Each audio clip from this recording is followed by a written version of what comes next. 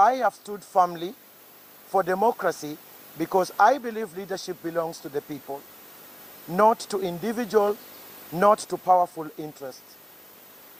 Democracy means that every citizen has the right to choose their leaders freely, without fear, intimidation, or manipulation. That principle is sacred, and I will defend it with everything I have. As many of you know, I am one of the founding members of the United Democratic Alliance, UDA.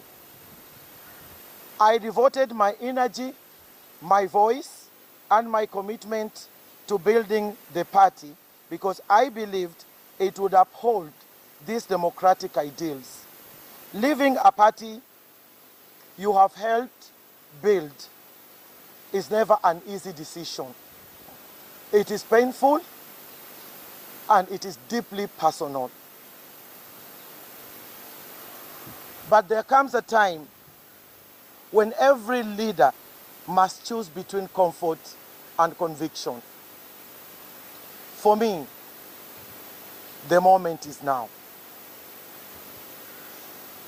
It pains me to witness that what I believed are undemocratic actions intended to suppress the legitimate choices and aspirations of the people of Kilifi.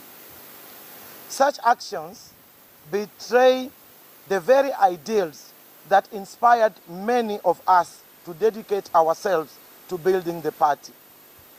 I cannot remain silent while the voice of my people are ignored. I cannot stand aside while the hopes of an entire county are diminished. I have brought these concerns to the attention of His Excellency, the President and the party leader of the United Democratic Party, UDA, because I believe our democracy must always protect the will of the people. My sincere hope is that justice, fairness, and respect for the people's voice will always prevail. After deep reflection, heartfelt prayer, and countless consultations with the people I serve, I have made one of the most difficult decisions of my political life. From today, Aisha Jumwa Karisa Katana is no longer a member of the United Democratic Alliance, UDA. This decision is not an act of anger. It is an act of conscience. It is a decision born out of love for Kilifi, faith in its people, and unshakable belief that our county deserves leadership that listens, serves, and delivers. As we move through this transition, Wananchi and the public will play a key role in shaping the next steps. Your voice, your guidance, and your expectations will inform the direction we take. This movement belongs to you. My fellow residents of Kilifi, I urge you to remain peaceful, united, and hopeful.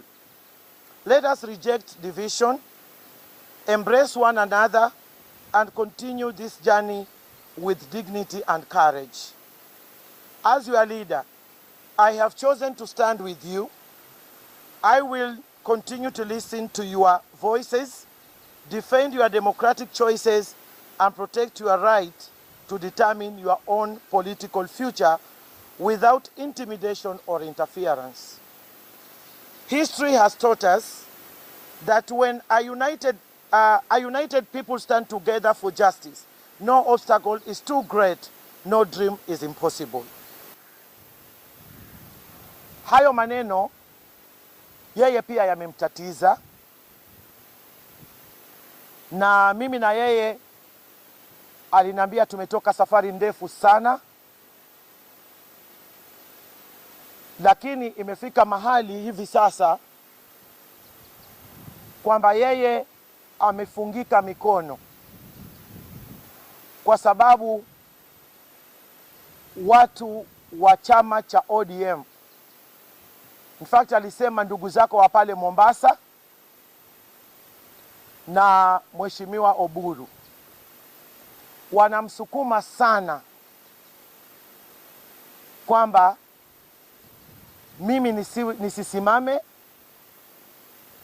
na nichukue ama niache maneno ya kusimama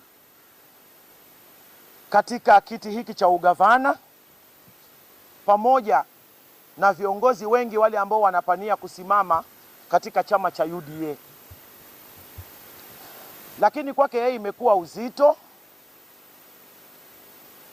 ila sasa mimi niweze kuangalia, kwa sababu katika mchakato mzima wa broad based kuna makubaliano ya give and take. Wakati mimi nilimuuliza na wakati tulipokuwa tunaongea, kuna mengi sana alionieleza, nitayabana kwa sasa, lakini aliniambia nisiwe muoga, nifungue roho yangu na nimwambie kile ambacho mimi naweza kumwambia, kumadvise, kwa sababu hata yeye is between a rock and a hard place.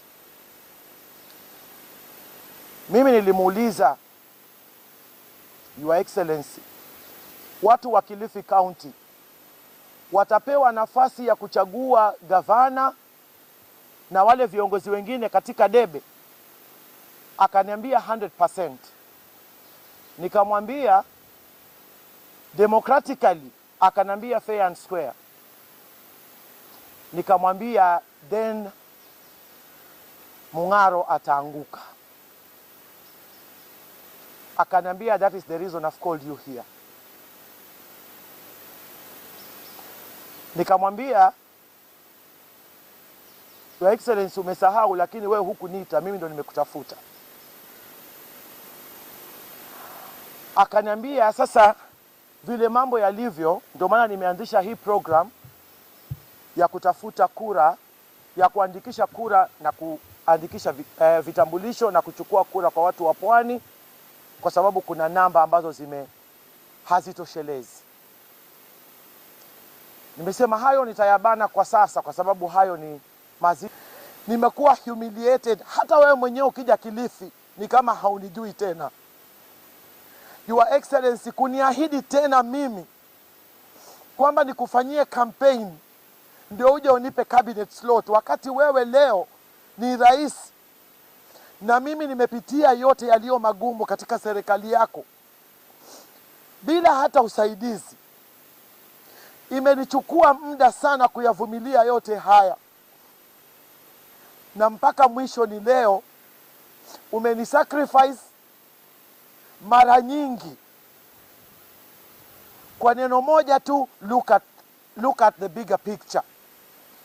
Na nilimwambia I have no problem with the bigger picture, lakini nataka tu uwapatie watu wa Kilifi na hata mimi haki zangu za kidemokrasia. Kwa hivyo imenichukua muda sana, na imefika wakati, kwa sababu nimeweka ahadi kwa watu wa Kilifi ya kwamba mimi Aisha sitawa betray, sitawa disappoint, and I will never let them down. Nataka niwape nafasi watu wa Kilifi waende wakafanye maamuzi ya kunichagua, ama wakafanye maamuzi yao ya haki ya kidemokrasia katika debe kuchagua viongozi wao.